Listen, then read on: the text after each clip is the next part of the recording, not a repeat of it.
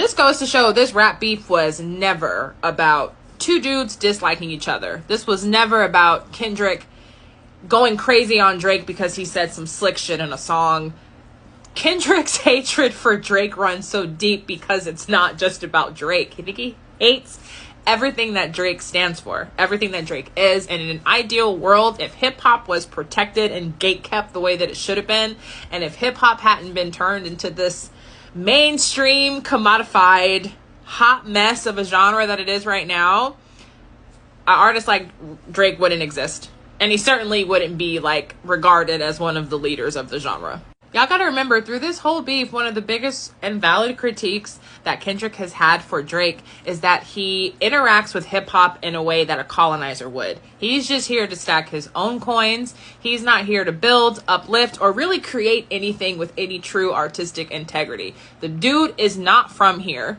He has literally come here and cosplays as the people that are on stage. Do y'all realize that? The people that are on stage are living the life that Drake and other corporate manufactured artists are pretending and cosplaying to live in their videos and in their concerts and all the things. And it's crazy because there's real life consequences and repercussions of this lifestyle. And there's not enough time on TikTok in the world for me to go down the rabbit hole of breaking down intercommunal violence and gang culture and what it's like to be in California with all these different neighborhoods and sets and the dangers and the grief and the trauma that goes with losing loved ones. It's a lot.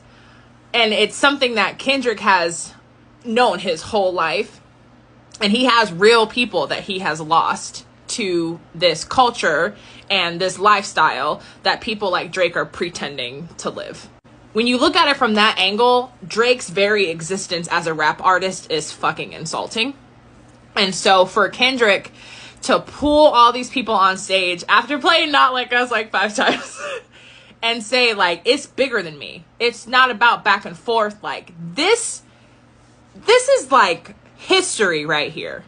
Any moments of unity like this at this scale, and then for it to be streamed on Amazon, like the power this man has is insane. Really makes that Euphoria bar hit different, where he says they tell him run to America to imitate heritage, but they can't imitate this violence.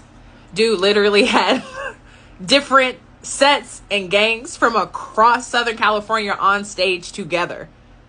Like, dudes are crip walking in blue chucks next to dudes waving red flags, and it's all love. Kendrick used this space to remind us that at the root and at the creation and the architect of the genre is people just like this. See all these gangbangers on stage and these kids and these dope ass dancing women, and it's all love on Juneteenth. Like, this is the blackest thing we've seen in a minute. It was never two men against each other.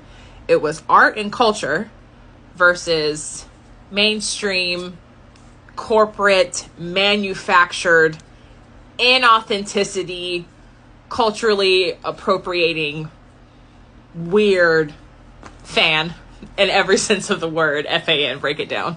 All right, so the last thing I'll say is, after everything I just broke down, doesn't it make this clip even more cringe than it already was?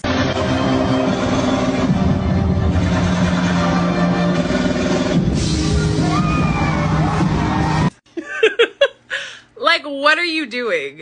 It's like, it's cosplaying. He's a cosplaying gangster. That's all it is.